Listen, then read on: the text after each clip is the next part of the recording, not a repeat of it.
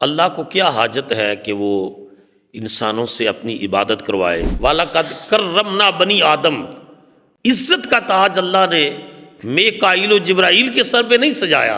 اور عبادت صرف پوجا پاٹ کا نام نہیں ہے، اللہ نے پیدا کیا موت کو اور زندگی کو تاکہ وہ آزمائے ایکم احسن عملا۔ تو اسلام تو ایمان بالغیب کا درس دیتا ہے۔ تو عبادت کا مفہوم یہ نہیں ہے کہ اللہ کو عبادت کی ضرورت ہے۔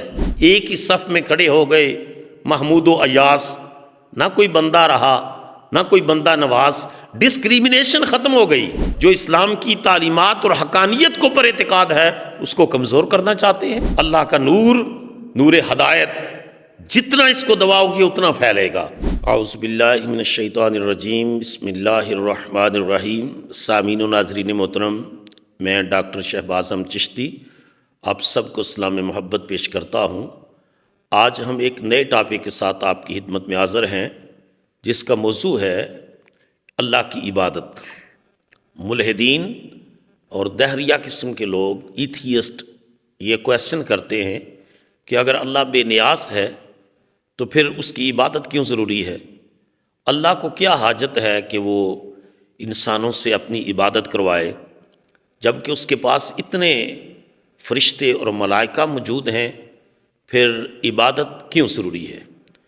سب سے پہلے یہ بات سمجھنے والی ہے کہ عبادت سے اللہ کا کوئی درجہ اور مقام نہیں بڑھ رہا۔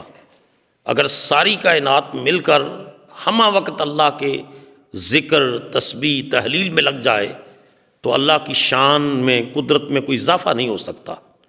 اور اگر ساری مخلوق میں کوئی بھی اللہ کی تعریف، تسبیح، عبادت نہ کرے تو اللہ کی قدرت اور اس کی شانوں میں کچھ کمی واقعہ نہیں ہو سکتی۔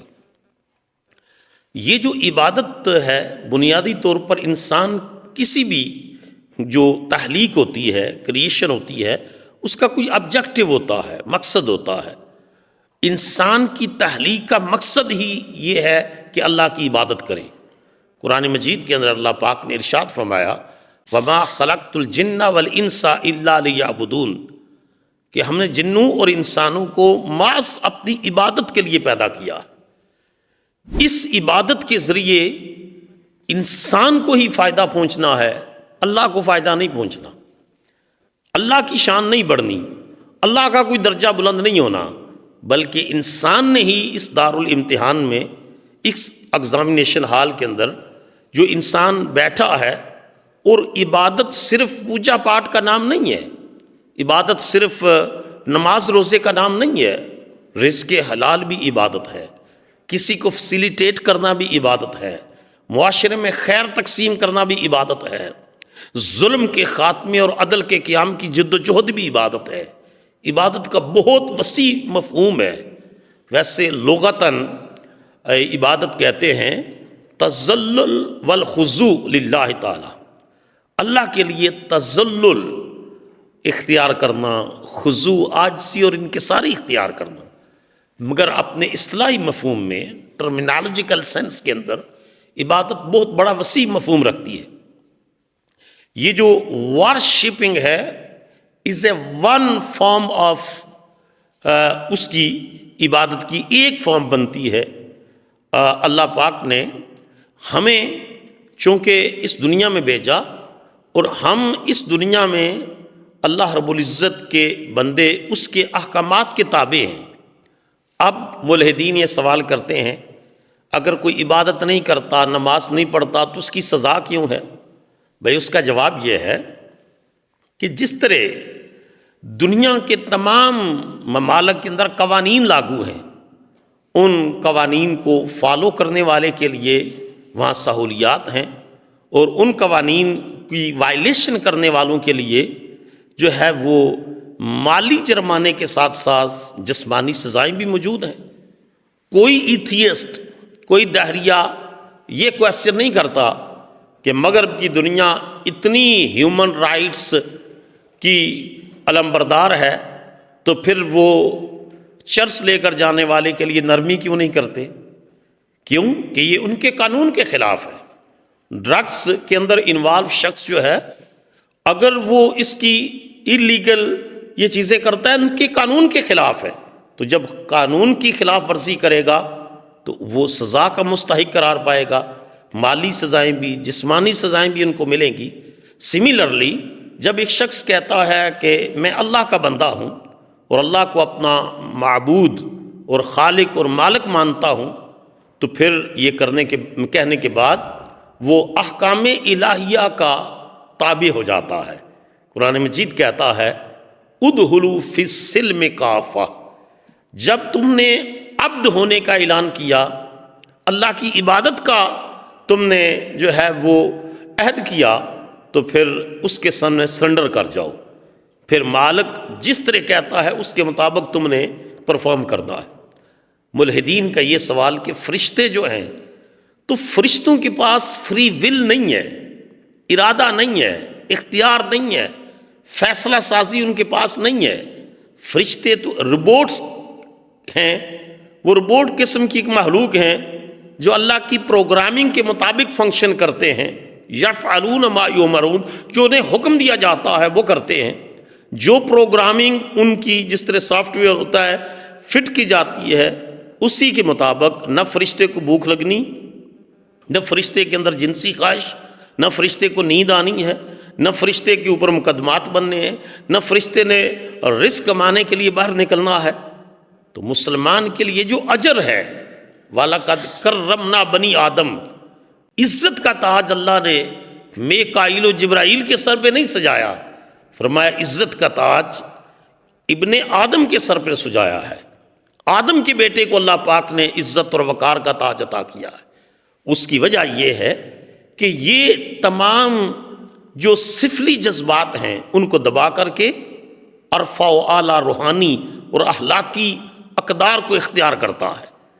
اللہ پاک نے قرآن مجید کے اندر فرمایا الذی خلق الموت والحیات لیبلوکم ایکم احسن عملا، اللہ نے پیدا کیا موت کو اور زندگی کو تاکہ وہ آزمائے ایکم احسن عملا، کون اچھے اعمال کرتا ہے، کس کا کریکٹر اچھا ہے، کون رائٹیسنس اور ہدایت کا راستہ اختیار کرتا ہے، کون کس کے اندر پائٹی بن دیکھے اللہ کو ماننا ہے۔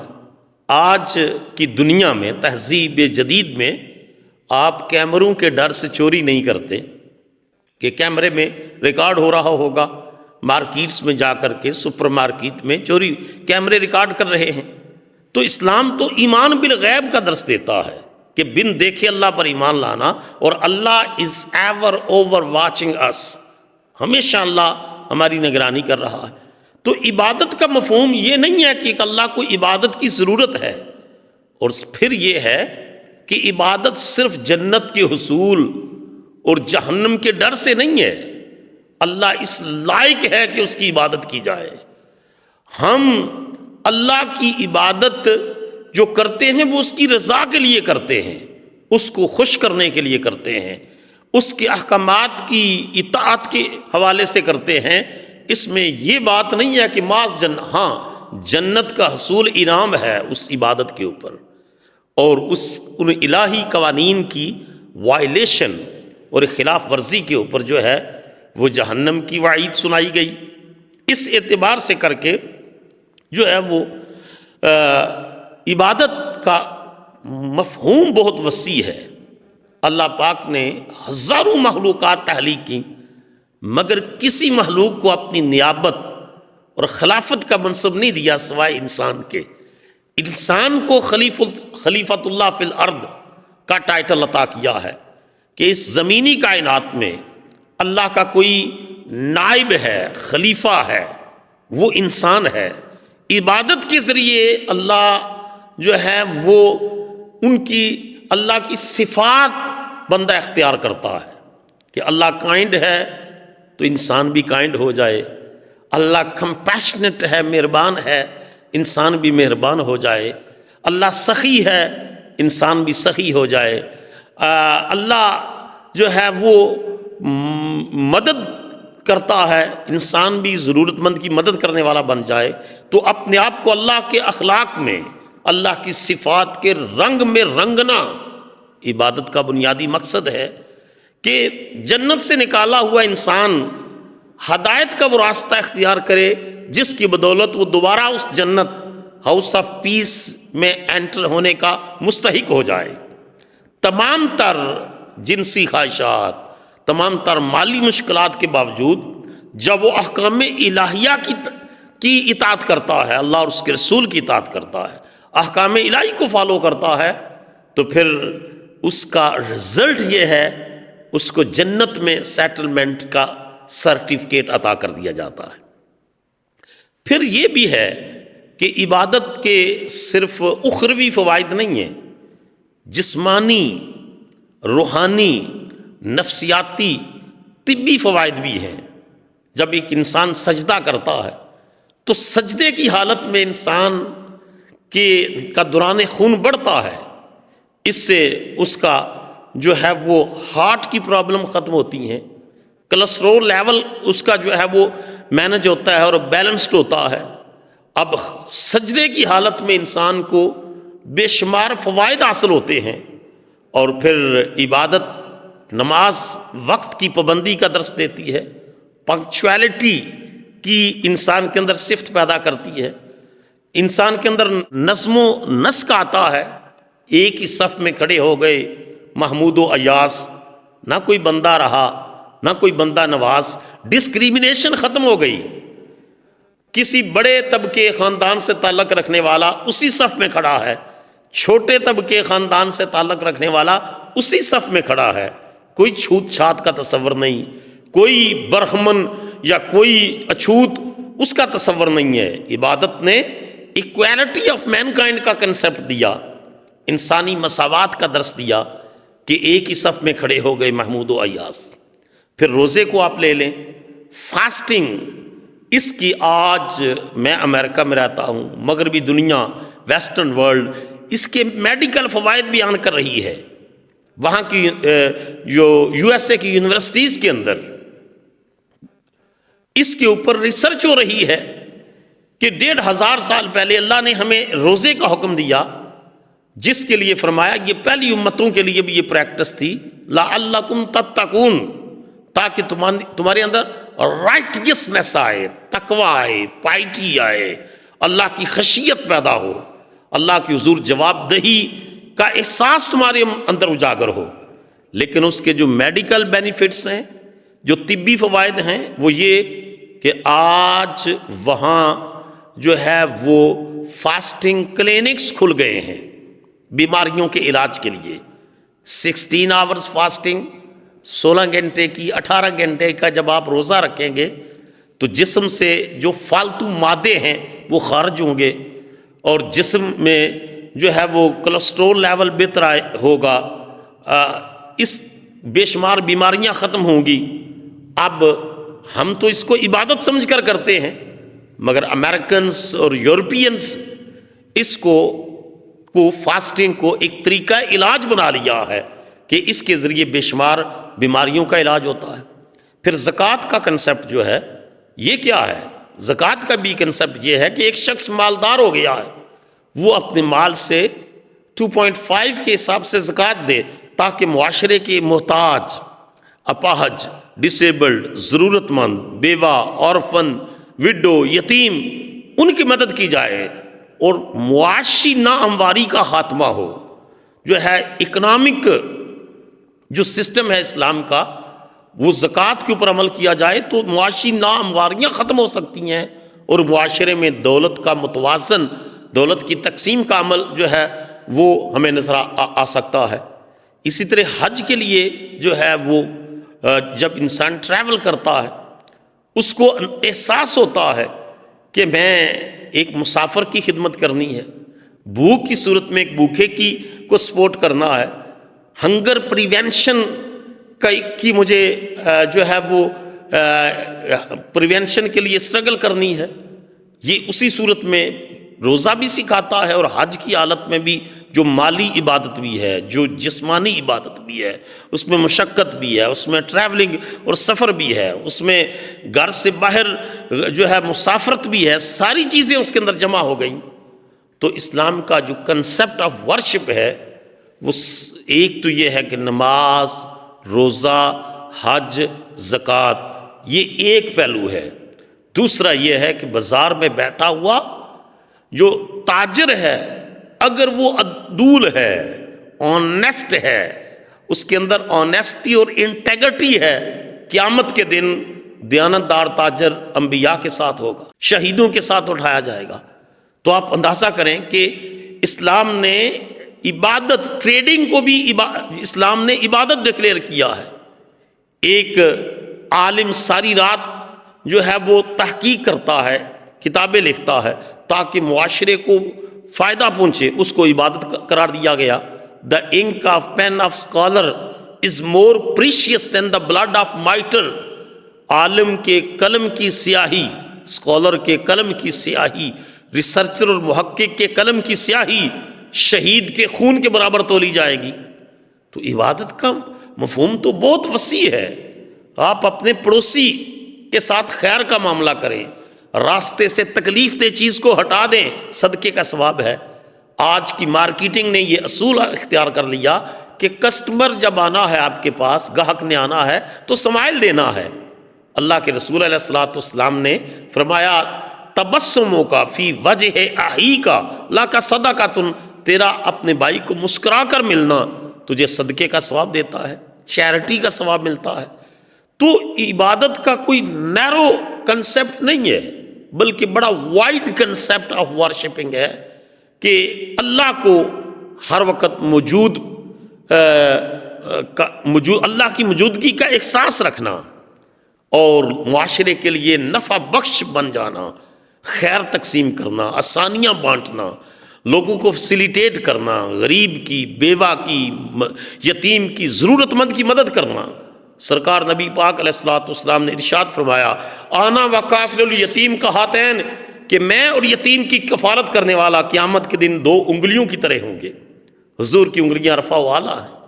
تو اس اعتبار سے کر کے ملحدین اور دہریہ لوگوں کا یہ کوشچن کرنا کہ اللہ بے نیاز ہے تو عبادت جو ہے وہ کیوں کرواتا ہے، یہ بیہودہ قسم کا سوال ہے، بیہودہ قسم کا اعتراض ہے، یہ جذباتیت کے اوپر مبنی سٹیٹمنٹ ہے، یہ دین کی مبادیات اور دین کی تعلیمات اور دین کے احکامات کے بارے میں تصور کو جو ہے خلط ملط کرنا چاہتے ہیں، اور لوگوں کا جو خدا پر بلیو ہے، جو رسول اللہ کی رسالت اور ختم نبوت پر اعتقاد اور ایمان ہے، جو اسلام کی تعلیمات اور حقانیت کو پر اعتقاد ہے، اس کو کمزور کرنا چاہتے ہیں۔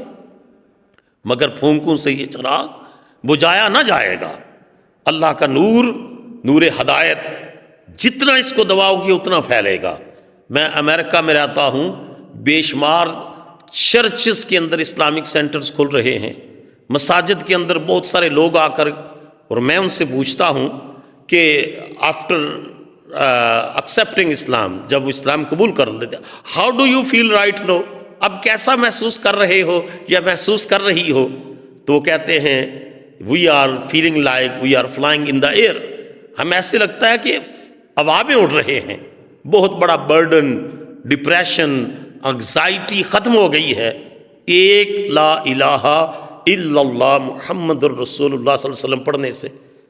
تو جب انسان اس کے اندر انٹر ہوتا ہے تو راحت و سکون بھی پاتا ہے، اور اس کو انٹرنل سیٹسفیکشن بھی ملتی ہے، پیس آف مائنڈ بھی ملتا ہے، اور معاشرے میں اس کا وجود نفع بخش بھی ہوتا ہے۔